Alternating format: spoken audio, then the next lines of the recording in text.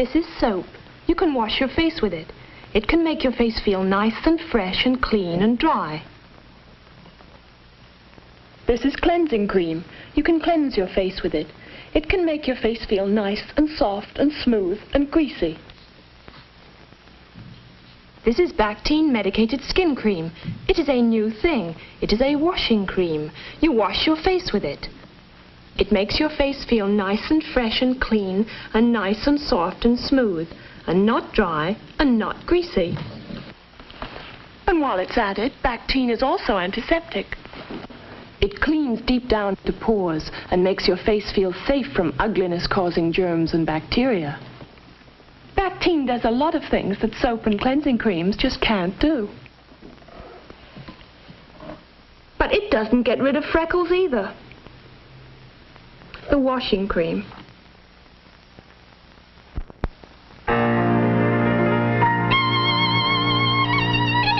Alka-Seltzer invents a new disease, the blahs.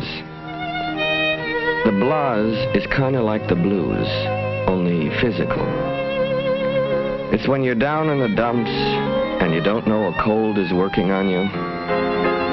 It's when you're not feeling right, but you don't know what's wrong. It might be a headache on its way, a stomach ache on its way. Oh, the blahs. Who needs them? You know, we wouldn't have invented a disease unless we had something to take for it. Alka-Seltzer. If Alka-Seltzer can take care of real big upsets, think of what it can do for a simple case of the blahs.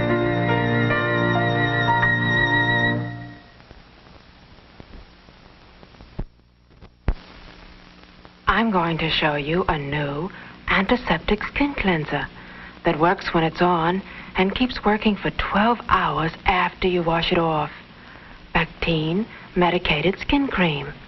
It's got the great Bactine germ killer in it, so it cleans your skin right down into the pores, right down to the germs and bacteria that can cause blemishes. After you wash it off, it leaves a soft, invisible film that protects your skin from more germs for 12 hours. Excuse me. Your skin will be antiseptically clean and protected from germs that can damage it for 12 hours.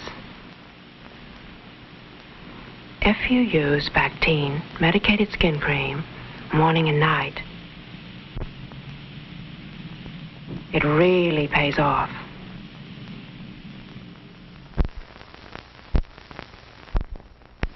Get set!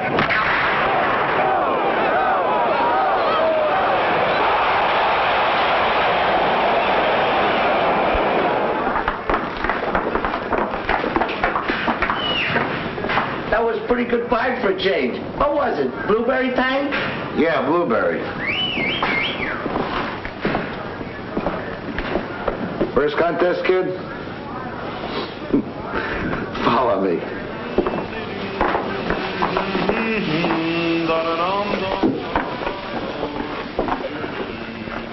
This is Alka-Seltzer. Gets rid of that stuffy feeling. When you've been on the circuit as long as I have, you'll know. See you around, kid. Next time you overeat, take what the guys who overeat for a living take. Alka-Seltzer.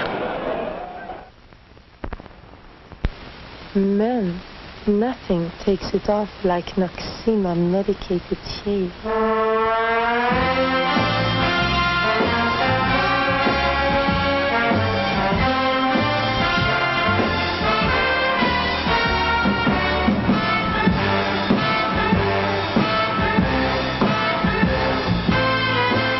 Take it off.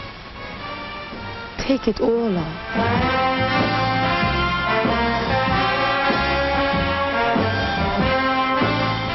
Nothing takes it off like Noxema medicated shave. The closer you shave, the more you need Noxema. Noxema medicated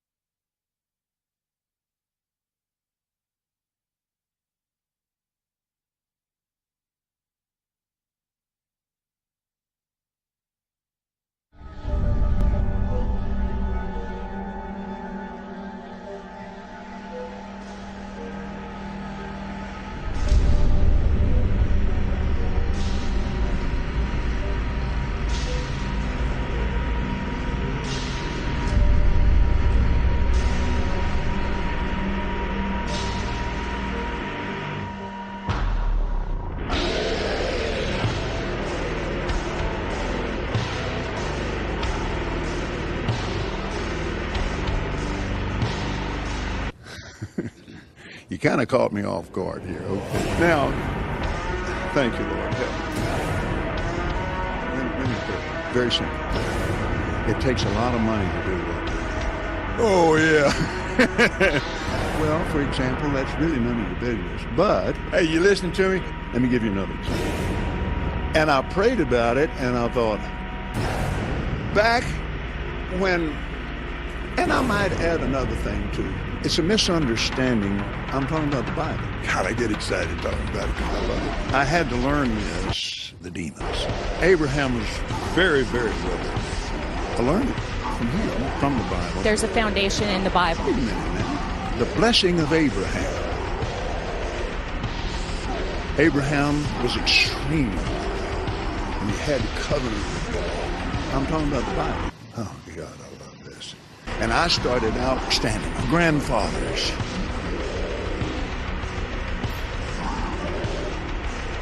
I love the people. Those are the demons. And I understand that. And I love them with all my heart. If you go into the old covenant, and it's full of meanness, it's just full of hell on earth. He made that airplane so cheap for me, I couldn't help but buy it. I love your eyes. Face to face, personally. Just the same as Jesus is very real. They're rulers of the darkness of this world.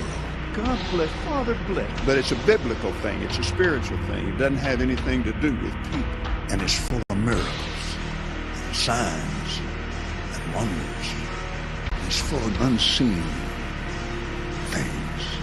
Jesus, people, I love people. Dragging some woman down an aisle, it made me so mad I wanted to punch the guy out myself. We wrestle not with people. And I have a lot of natural gas. We wrestle not with people. And I have a lot of natural gas. Welcome. One more time. Welcome, everybody, to another very special, abbreviated edition of Hot Program. I am your host with the most from the East Coast, the one and only Dr. Heartbreak J. Pocketlocker BUNDY, a.k.a. the United States Champion of Word Wrestling Entertainment, a.k.a. the fastest rising star in left-wing, right-wing media coverage, Mr. David Blackman himself. And as always, folks, I am in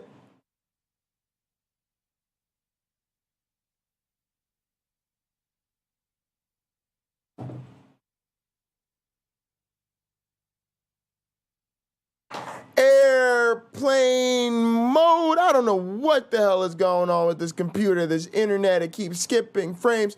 Folks, I am joined in his studio by a man who needs no introduction. That's it. My co-host is on vacation. I don't know where the fuck Tux is. My co-host needs no introduction because I don't have a goddamn co-host. That's the truth. Now, you could be making fun of me all you want, but it's hard to hold down this show by yourself. But I'm going to do it, y'all. I'm going to do it. We're going to do this. We can do this. We got till like 5:30. We can get through this. What up, my one black friend? Thanks for coming through. Appreciate you. Hope you're enjoying your traveling. What's up, Cameron? What up, AR? Glad to see all you guys in the live chat. Let's go ahead and talk about what we are getting into on today's program. Folks, all month long, for the next 3 weeks, we are going to be laser focused on promoting and preparing for our upcoming debate, which will, of course, be my first formal debate However, all right, and right now I'm in my messages here to some good people. Oh, I need to move this to primary. I put that in the wrong place. All right, guys. So here's what we're gonna do. My mods have been hooking me up with the opposition research. My man Cameron Bennett especially has been on this from before it even happened.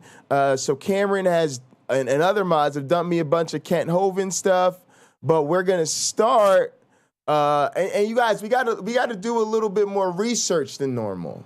All right, normally you just gotta research your opponent, but in this case, we gotta research our opponent and we have to research the fucking moderator. Why? Because somebody has finally stepped up to challenge the United States champion of Word Wrestling Entertainment to an actual debate. And it is none other than Dr. Dino himself, Kent Hovind. What a fucking idiot. I don't know why he would agree to do such a stupid thing. And the host of this incredible event will be Donnie himself from Standing for Truth. And this event will be held on the evening of August 29th. Believe that is a Monday at 8:00 p.m. Eastern on the Standing for Truth channel. So we have got to research both Kent Hovind and Donnie. All right, so we're gonna start. We're going to start by beginning to look at Kent Hovind versus Erica from Gutsick Gibbon. Gives us a little bit of a way to promote her. Also prepare, starting with the best. You got to hit them with your best shot.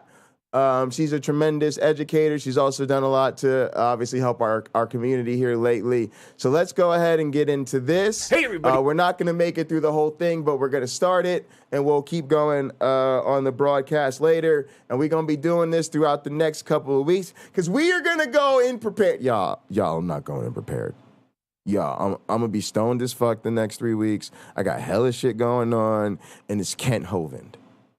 I mean, do you guys really think there's any preparation that 10 years and 3 eternities in grad school didn't give me, that 3 weeks of preparing to debate the most delusional apologist on the internet is really gonna, come on, y'all.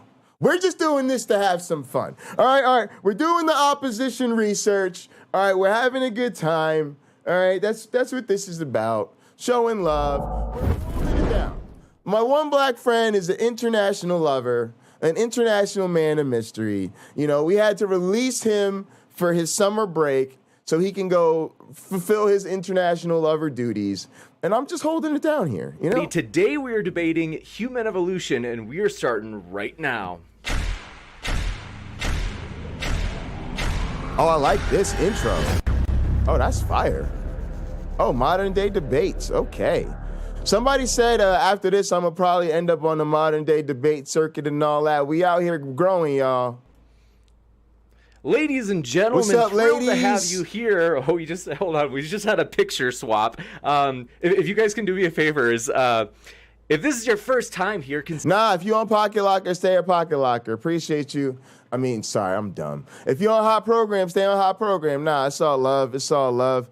We actually want people to be on Hot Program during Hot Program because eventually, once we stop this crazy push, we're going to be trying to get everybody over to Hot Program. It's just that right now, Pocketlocker 86 is growing a lot. Hunter Biden's emails is growing, so we're trying to use that to spill over.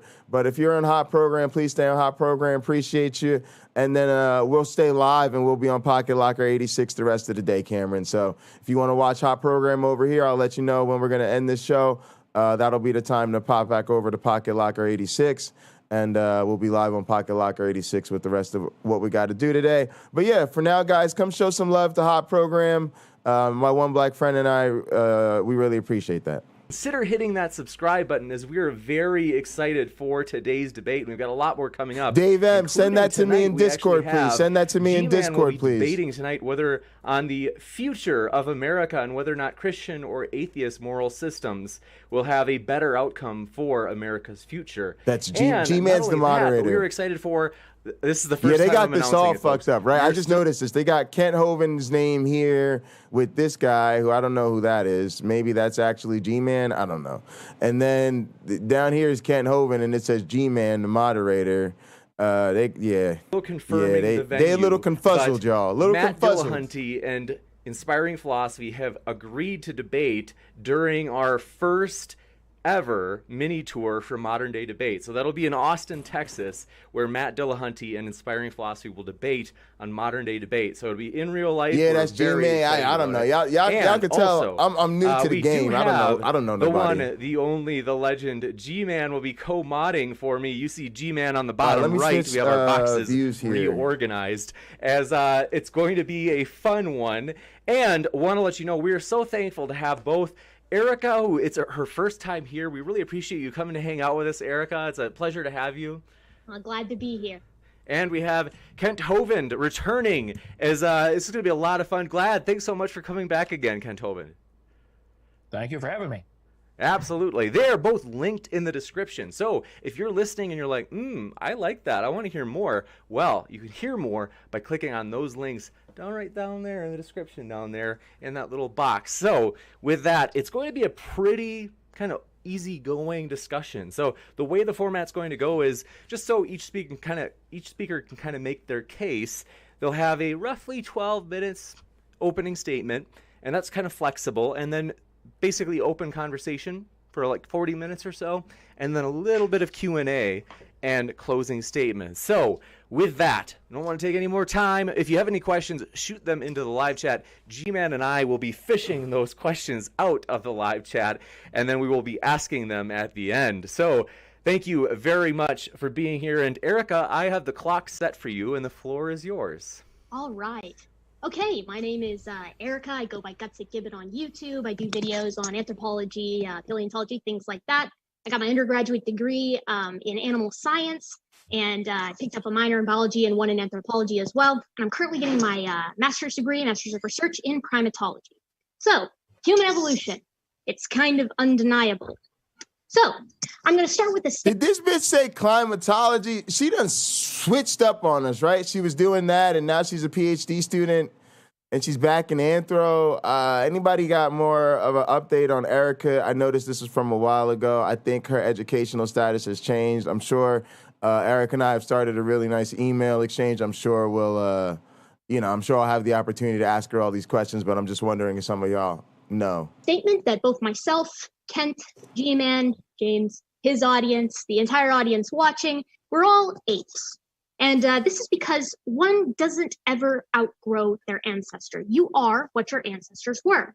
And everybody knows Carlos Linnaeus, the father of taxonomy, and he was the first guy to kind of say, all right, let's have a classification system for everything. Let's figure out a way to give living things a sort of organization. And when he decided, when he was trying to figure out where humans were going to go in this sort of system, he had a few problems because he could recognize that humans were indeed eukaryotes, where organisms made up of one or more nucleated cells, and we're animals because we have animal cells. We can't produce our own energy, and we don't have cell walls. We have cell membranes. He also recognized that we were indeed chordates because we have nerve cords. You can see here, this is a human embryo at 3 weeks, a little notochord right there. He also recognized that we were vertebrates because our spinal cord is protected by our vertebra. And we're mammals because we all have body hair. The females of our species can produce milk to feed our young, and we have a 4-chambered heart. And he also noted that we were eutherians because we all have belly buttons, indicative of our ability to produce live young. But he took it a little bit further because even though Carlos Linnaeus was indeed a creationist, he also recognized that humans were, according to morphologic traits, which is how he classified things, how they looked, that humans were indeed also primates because we have large brains relative to our body size. We have these dexterous hands, flexible shoulders, and binocular color vision. He also recognized that we were haplorized because we can't synthesize our own vitamin C and our noses are dry rather than wet. you go up to a ring-tailed lemur, you stick your hand in its face and you touch its nose, it's going to come back wet. Or your dog or Like your a dog. cat. Yep, there Not you go. so with us, not so with the haplorhines. We also don't have split lips. We have the remnant of it. You can go and look in the mirror and see it for yourself. Guys, so those terms, haplorini and haplorhine and streptorhine primates, they literally mean wet-nosed and dry-nosed. And to her point, this is what I keep telling people. If you really are serious about wanting evidence for evolution, it's on your body. You have the mammalian body hair, right? You've got the mammalian nipples and the mammalian belly button, right? You've got this primate big brain with binocular forward-facing vision, right? The type of hands that we have that are meant for manipulating tools or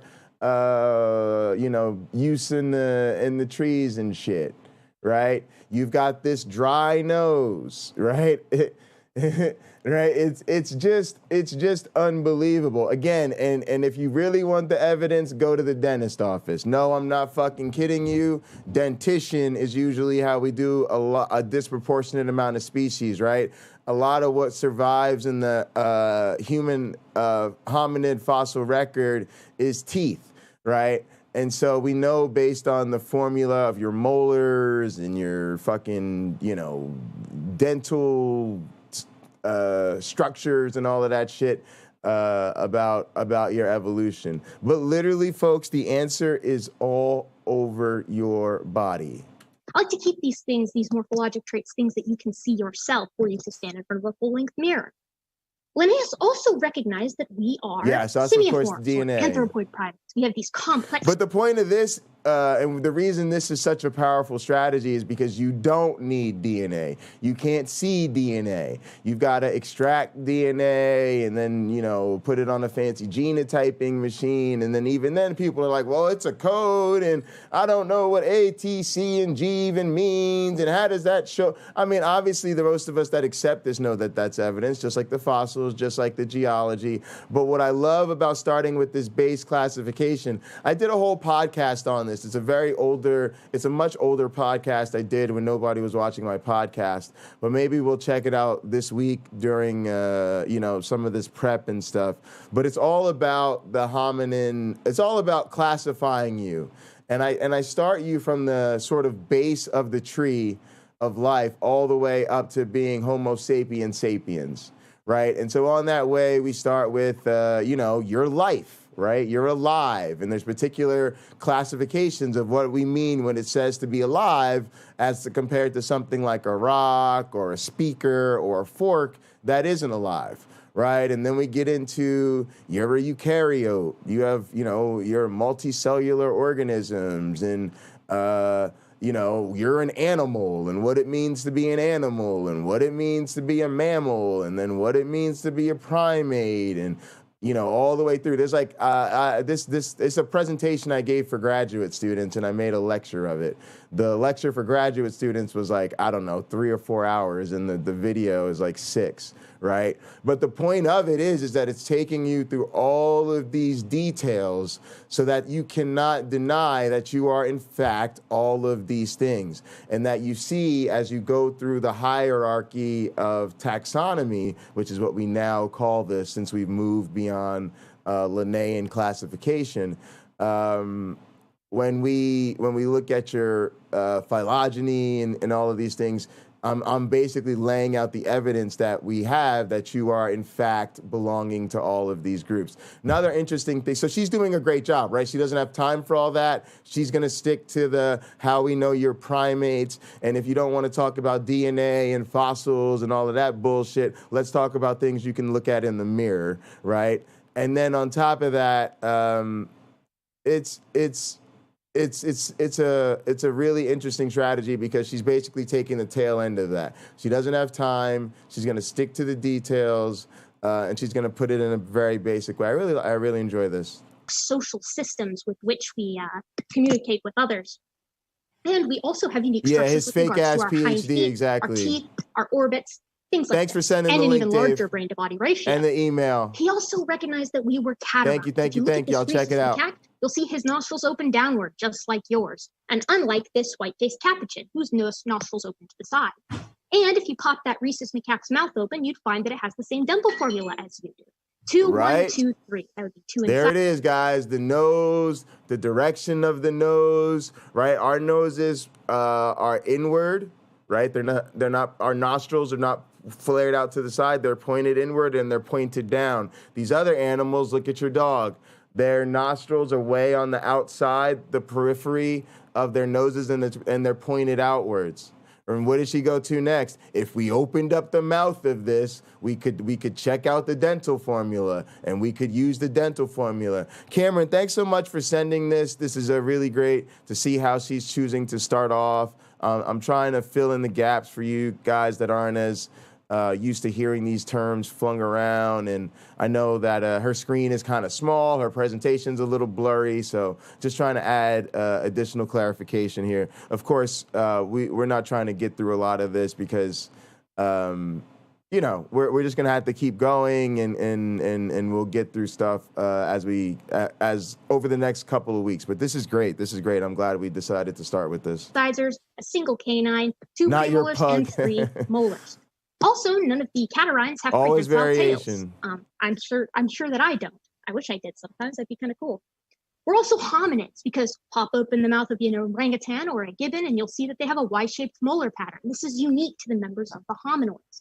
We also have even more reduced caudal vertebra. That tailbone is shrinking even further, and we all have an increased ability towards bipedality. You'll see gibbons walking on 2 feet more than you'll see, His say, a nose rhesus is flat. macaque. So we reach the hominids. Now, hominids, all of us use tools. We That's all a have a result sort of of human protoculture selection, that we teach right? tool use to our young.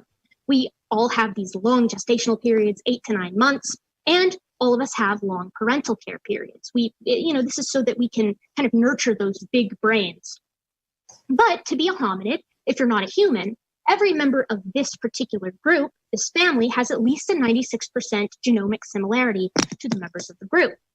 So, with this in mind, we look to the leopard, Panthera pardus. Panthera pardus is a member of the genus Panthera, but it's also still a felid. It's still a carnivore. It's still a mammal. It's still a chordate. And similarly, humans, although we are a member of genus Homo, we are still hominids. We're still primates. We're still mammals. We're still chordates. So when Kent talks about moving from one kind to another, or you're never going to see an organism change orders. They only further specialize. So there is no way to classify the primates morphologically or by phylogeny and exclude the humans. We're going to talk about phylogeny in just a second. You could theoretically propose a soul or something like that, but it's not empirical. So it's not science. Morphology, not science. That is. So let's talk about genetics for a moment. I've seen Kent talk about chromosomes and things of that nature. But chromosomes, while genetics is by definition a means to tell relatedness, chromosomes aren't necessarily the end-all, be-all, so to speak. As Kent's mentioned before, tobacco and chimpanzees, they both have 48 chromosomes. And that would be absurd to say that chimpanzees and tobacco are as closely related as, say, humans and chimpanzees. And this is because organisms that are closely related have similar chromosome numbers, but that isn't necessary to actually forget that point. Never mind. Humans with Robertsonian translocation have 44 chromosomes, and they can produce fertile. That was very good. She realized she was going down a biological chromosomal rabbit hole. Probably noticed she was losing the attention of the moderators.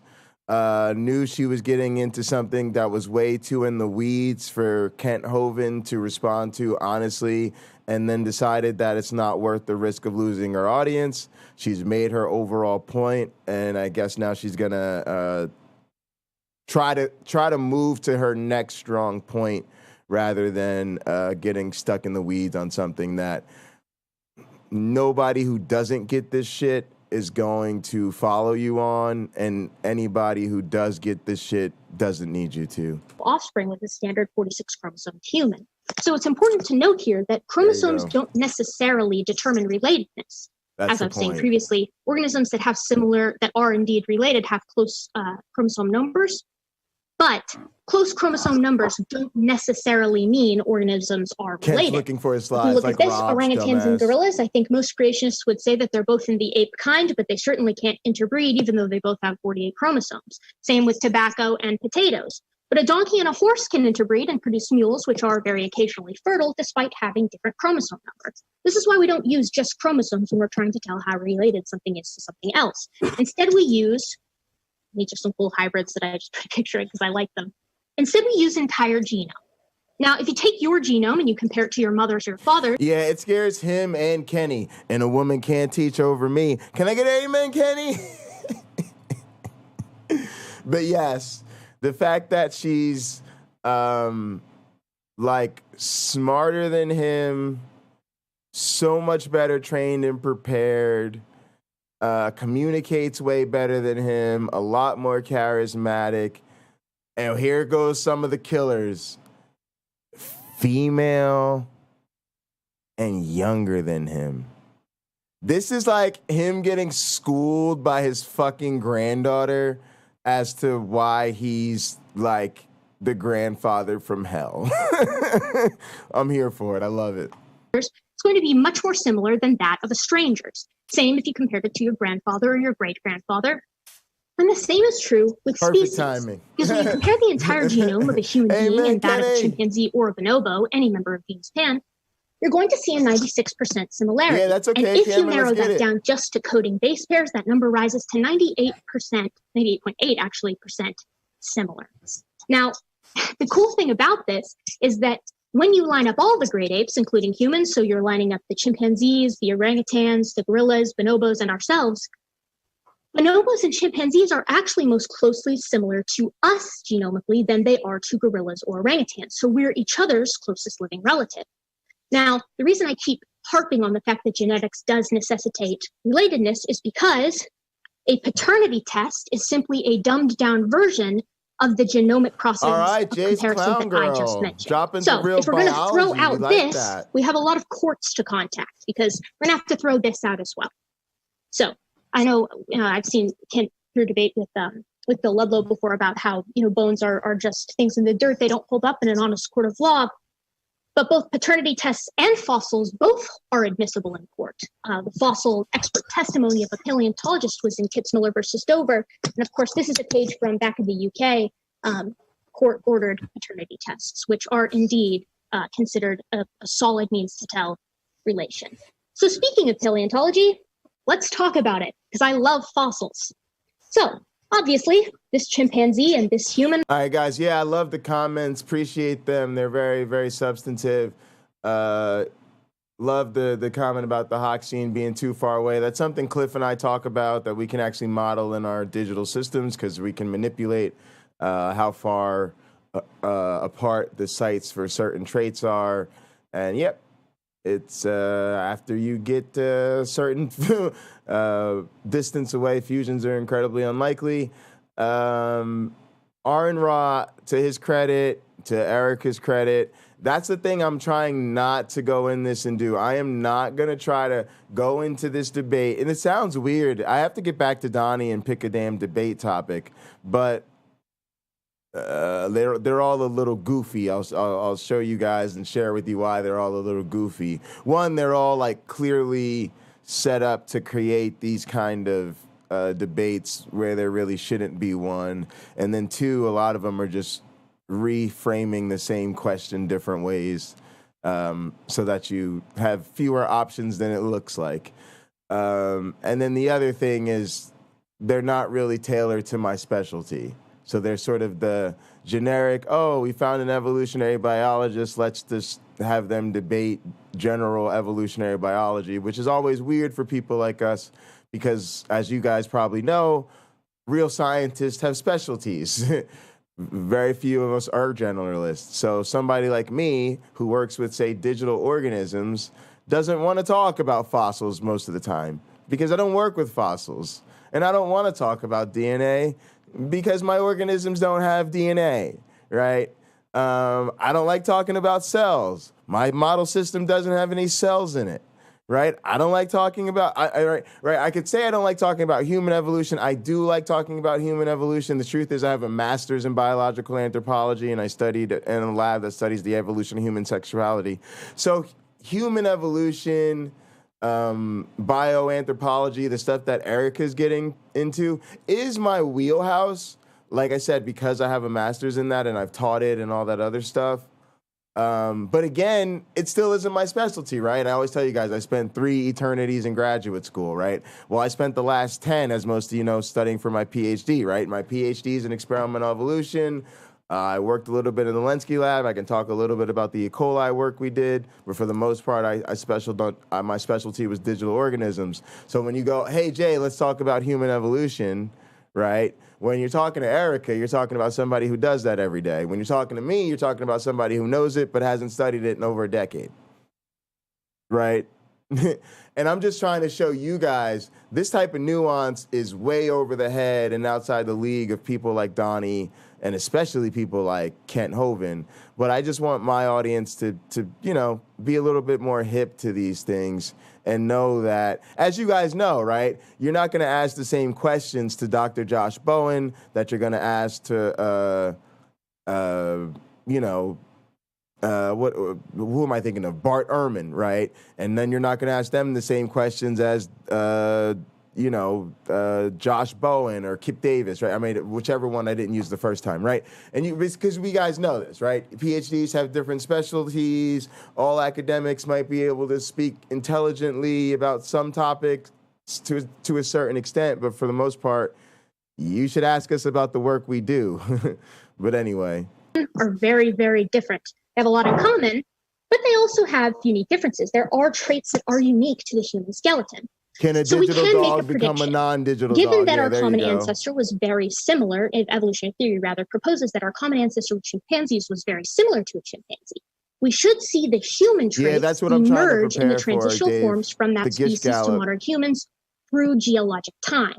That is, if evolutionary theory is viable. And I maintain that it most certainly is, because we have a plethora of fossils. Now, I've also, I've heard Kent mention before that an individual that you find in the dirt, you can't prove that it had any children. Pause. I just thought of this too. It's kind of funny because what I really realized as I just was, you know, picking up my joint, reflecting on the rant I just had, it's funny because thinking about how I feel this strongly, like, hey, dude, like, you really shouldn't ask me to debate topics that are outside of my actual specialty. I realized the reason they think that that's perfectly okay is because that's what the fuck they do, right? That's what they do all day long, every fucking debate, every fucking day is debate and make content about topics and subject matter that they have absolutely no expertise in, yet they are going to critique the experts. So then when they actually interview an expert, they think it's perfectly normal to have a debate outside of your field of expertise. And of course, real PhDs do that, right? And they don't realize when we actually sit down amongst ourselves as colleagues and go, oh my God, guys, you wouldn't believe Kent Hovind is actually going to debate me. Get a load of the topics I was asked, and they'd all look at it and go, yeah, none of these is your specialty. Like, oh, this is just like ask any evolutionary biologist type of shit. Like it's so obviously weird to us and so obviously normal to them, just not even having the same conversation, right? But I think that's kind of missing the point, because individuals don't evolve, populations evolve. So when you find an individual in the dirt, it can be fairly reasonably and statistically. Oh, sorry, Jay's Clown Girl. They're watching probably from Hot Program on YouTube. Yeah. So I have 2 personal channels: Hunter Biden's Laptops and Pocketlocker 86.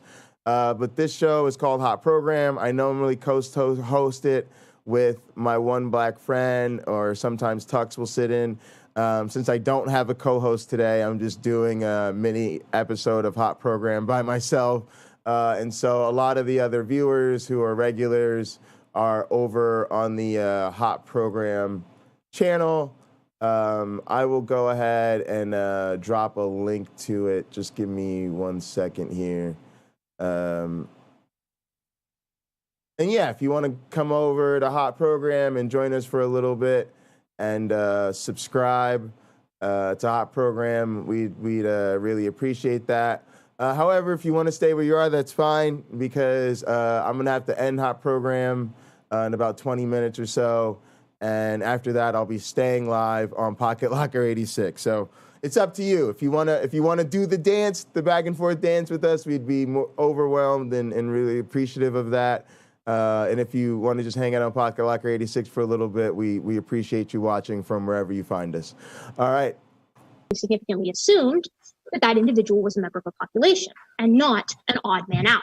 It would be similar if there was a volcanic eruption somewhere near my house. The likelihood of a genetically typical human being buried rather than someone with an odd morphologic condition being buried and fossilized, you're probably going to find a higher representation of the type specimen of humans. Yeah, this is really great stuff she's getting into. I used to do this thing with the hominin skulls called the skull exercise, and I take it around the schools for elementary school science nights,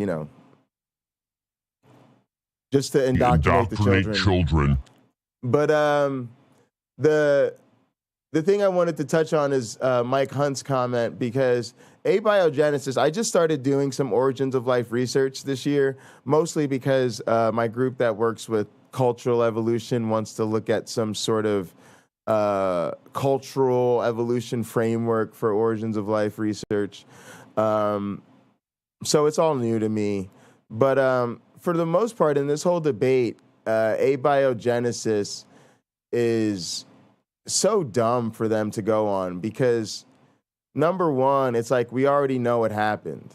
It's one of those things where they think there's a debate as to whether or not it happened, and they don't realize the only scientific debate is how did it happen. We know there was a time where there wasn't life, or we strongly suspect that, and then there is life. And so even if it comes from somewhere else, right? Oh, there was life on another planet. Our best current estimates would probably be that life too. We're on that other planet before panspermia or whatever the hell happens, right? That life probably originated naturally somehow, right? And so those are the type of questions. And so it's stupid because they just think that this is something that's going to be this gap that God explains that science doesn't answer. And then the other thing, of course, is that they want to use science to do this, right? They want to poke holes at abiogenesis by going, oh, it just doesn't hold up to science, and there's this and that problem with it, and this and that hole in the theory, and you can't explain this or that. So again, they want to use methodological naturalism to point out the holes with methodological naturalism, which would only serve to further improve methodological naturalism. It's like we talked about last night.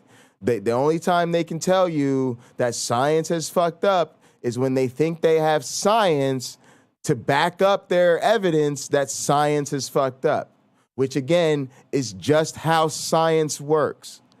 So, God, these people are stupid.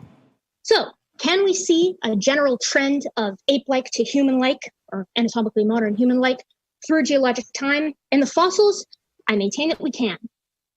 So let's look at the ape-like hominids. I love these guys. Pretty easy, Jay's clown girl. Sahelanthropus chilensis. I love these guys. They may look like just your average run-of-the-mill chimpanzee, but there are some key differences. Aurora tugenensis' femoral head is very distinct for bipedality. This means that they held their legs more likely underneath them rather than trying to knuckle walk around. That's also confirmed in the finger structure.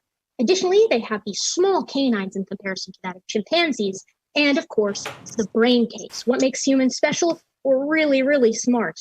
And so, these guys have around a 350 to 400 brain case size, which is unique, and we're starting to see this emergence, this ascent.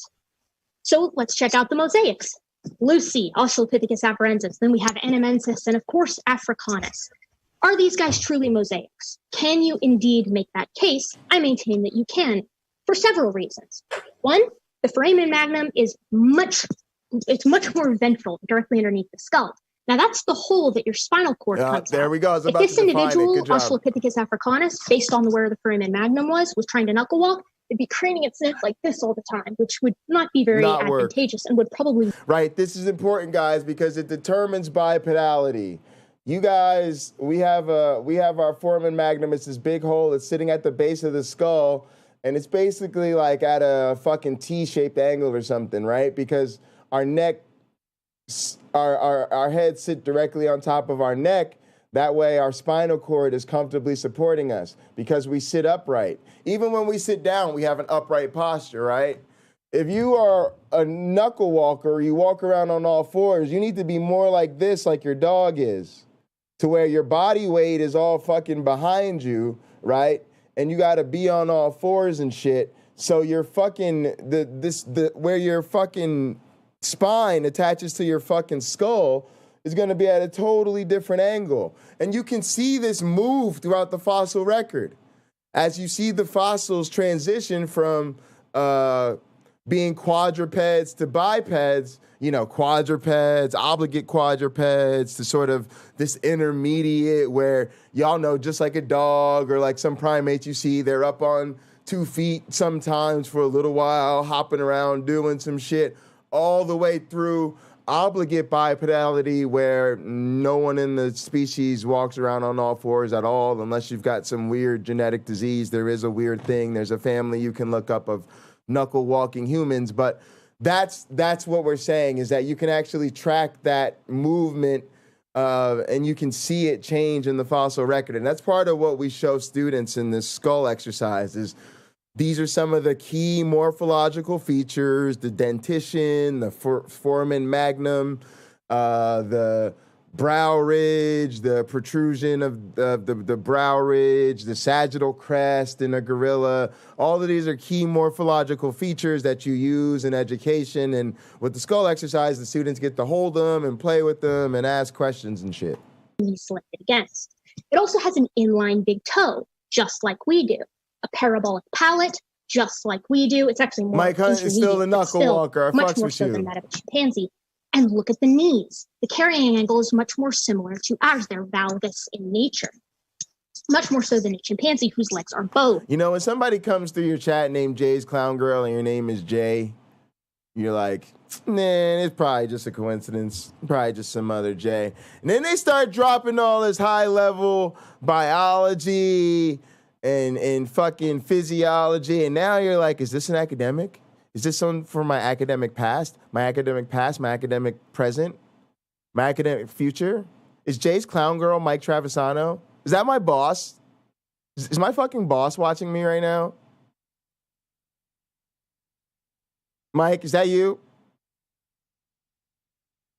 I don't want to out people. No doxing here. No doxing. Just assure me that you're not my supervisor who signs my checks. That's all I want to know. That's all. Actually, I'm kidding. You don't really have to. What? You guys are like, what? You guys are like, what? You don't care? No. My boss knows what I do. I like show him all my stuff. I like show him my stuff in meetings. He really doesn't care. So it really wouldn't even matter. Oh, that sucks. Now, I know we talk about kinds when we're discussing evolution, especially in a creationist conversation. And I've heard Kent say before that, you bring a 5-year-old up here, they'll be able to tell the difference. And I would invite a 5-year-old to come up and tell me which is the odd man out here. Because this is a chimpanzee's pelvis. Mr. This is that J, of Australopithecus africanus, erectus, and sapiens. I think a 5-year-old would tell us this is the odd man out. And that would mean this individual is a member of the humankind. And I don't think any creationists would be arguing that. From an evolutionary perspective, this is just another member of our gradient. So, early intelligent omnivores. Look at this. We've got habilis, rudolfensis, we've got naledi. The brain case is continuing to rise in size. We've got this 700-ish range, sometimes even into the 800s. And these guys, while they did walk on 2 legs, individuals like naledi had decidedly ape-like shoulders, which means they could have more flexibility moving upward. This is, of course, a remnant trait. They also still have this weirdly high sexual dimorphism, that is to say the difference between the sexes. And of course, we can sex skeletons fairly easily by looking at their pelvis. And lastly, of course, we have the modern members of Homo. Sorry, all of these guys have lived around, at the same time as each other. Some people call it the Middle Earth hypothesis, that it's like, oh, look at these different species. All right, guys. Guys, we're going to have to wrap this one up soon, only because today you guys got to learn the schedule.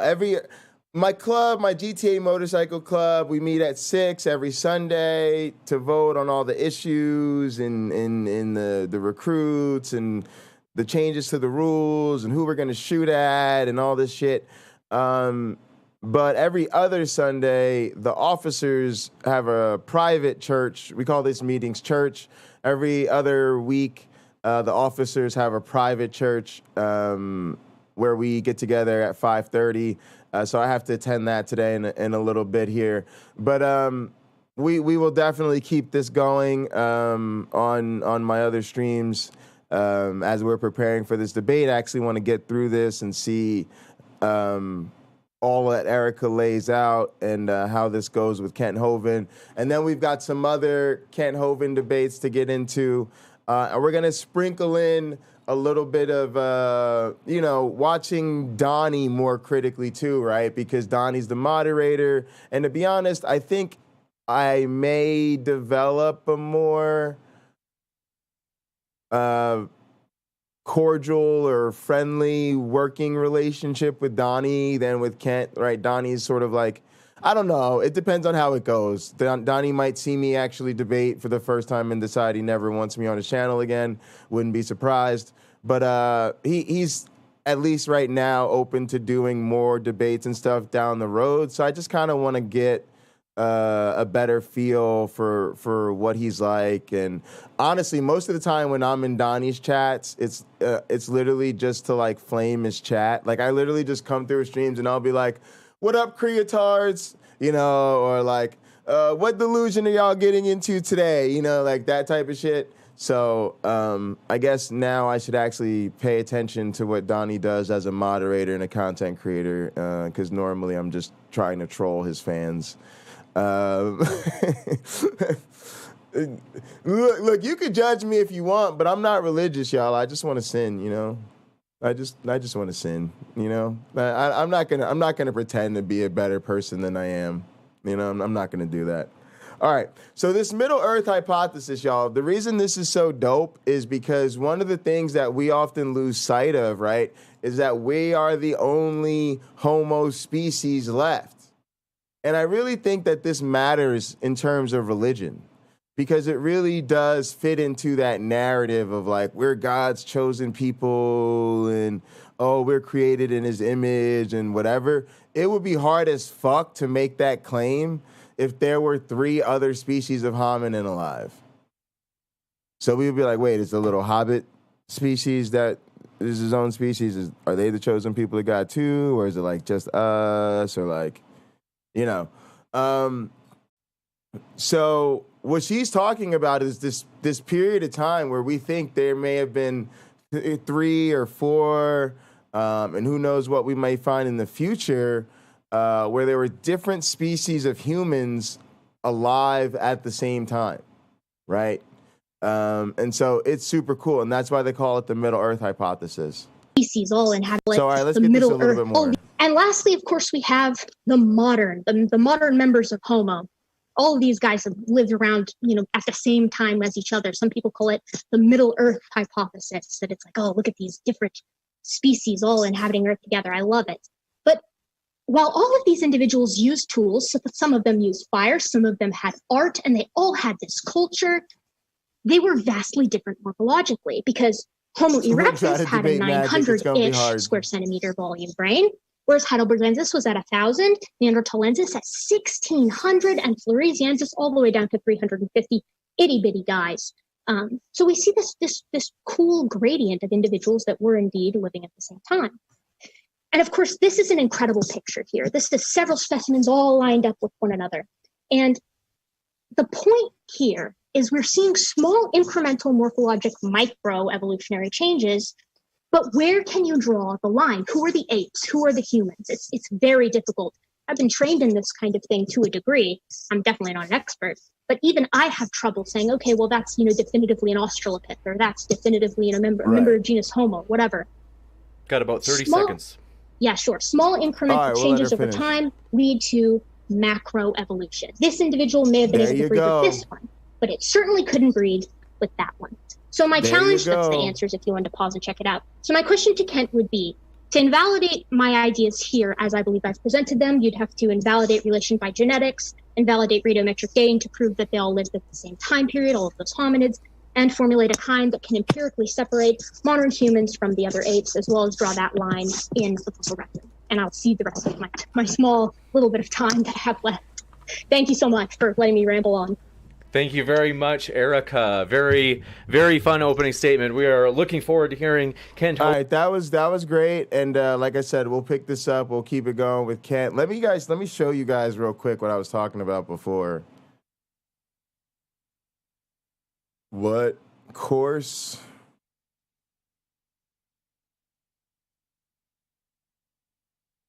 I'm in the wrong email account. There you go. That would explain it. I was like, what the hell is going on?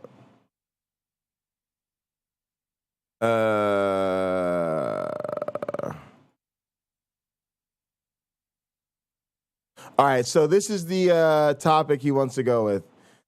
Is there reasonable scientific evidence for biological evolution, right? Like, that is just, sure. What was the original list of topics? Can evolutionary mechanisms explain the diversity of life? Like, yeah, of course, but like, that's not what, it's not, it's like, it's fine. That's what I teach. That's what we're going with, guys. It's what I teach. We're not going to focus on my research. We're going to talk about what I teach. Can evolutionary mechanisms explain the diversity of life? Obviously. Evolution on trial, that's literally what my advisor did. So, is there reasonable scientific evidence for biological evolution? Is all life related through common ancestry? And is there reasonable evidence for common ancestry? You guys see, they're all the same question, right? Just rephrased a bunch of ways. Let me actually reply to him and say, hey, Donnie, is it too late to change the topic? Can we do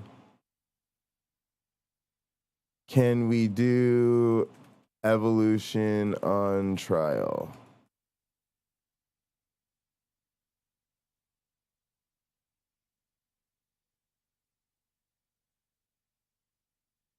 Very respectfully, Jay. All right, we'll see what he says about that, because I'd actually rather do that. Why, guys?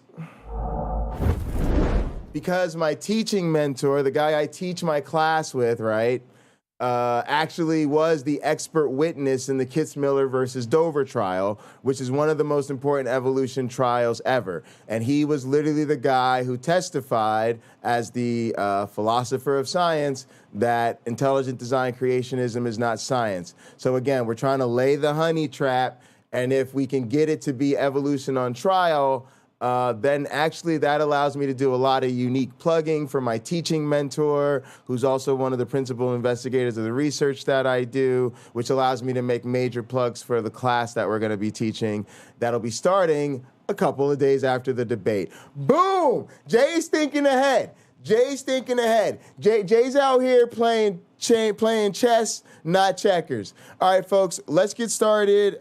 We've got to get ready to start my meeting and go to my club. So I'm going to end Hot Program. If you are live watching us on Hot Program, thank you so much.